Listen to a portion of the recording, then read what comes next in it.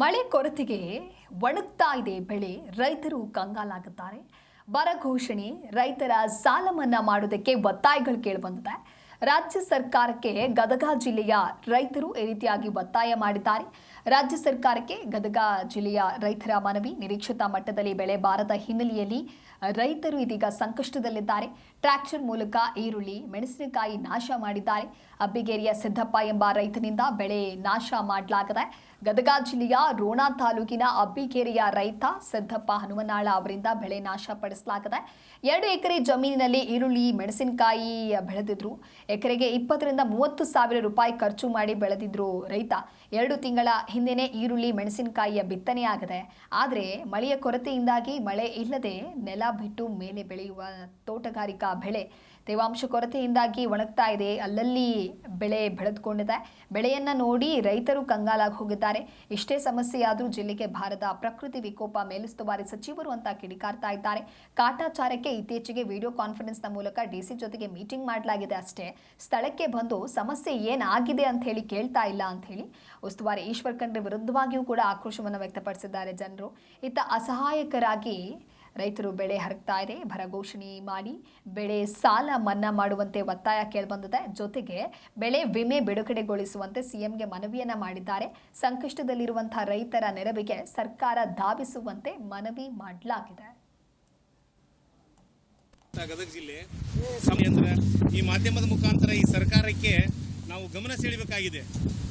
ನಾವು ಇಲ್ಲಿ 2 ಎಕರೆ 10 ಗುಂಟೆ ಒಳಗೆ ಉಳ್ಳಾಗಡ್ಡಿ ಮತ್ತು ಮೆಣಸಿನಕಾಯಿ ಹಾಕಿದ್ವಿ. ಈ ವರ್ಷ ಮಳೆ ಕಡಿಮೆ ಆದ್ರಿಂದ 2 ತಿಂಗಳು ಆಯ್ತು ಪೀಕ್ ನಾವು ಹಾಕಿ.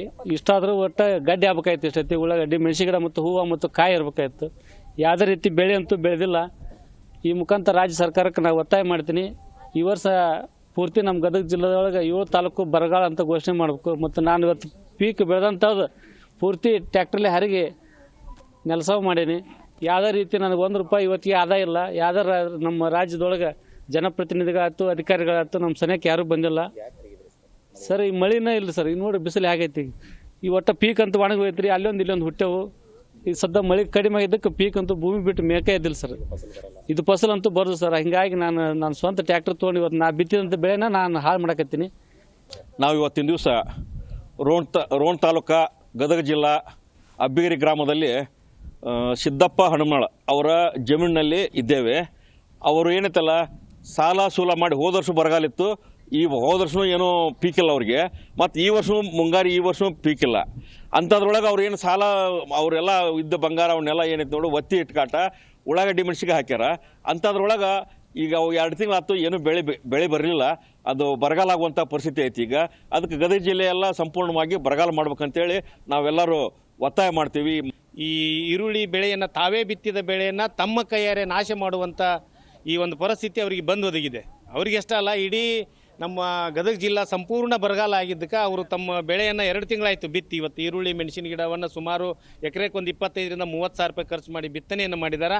ಅದು ಮಳೆ ಇಲ್ಲದ ಸಲುವಾಗಿ ಇವತ್ತಿನ ದಿವಸ ಅದು ಬಿತ್ತನೆ ಬೆಳೆ ಬರ್ತಾ ಇಲ್ಲ ಅನ್ನುವಂಥ ಒಂದು ಉದ್ದೇಶಕ್ಕೆ ತಾವು ಬಿತ್ತಿದ ಬೆಳೆಯನ್ನು ತಮ್ಮ ಕೈಯಾರೆ ನಾಶ ಮಾಡುವಂಥ ಈ ದಿನಮಾನದಲ್ಲಿ ಸರ್ಕಾರದ ಉಸ್ತುವಾರಿ ಸಚಿವರು ಬೇರೆ ಜಿಲ್ಲೆಯವರು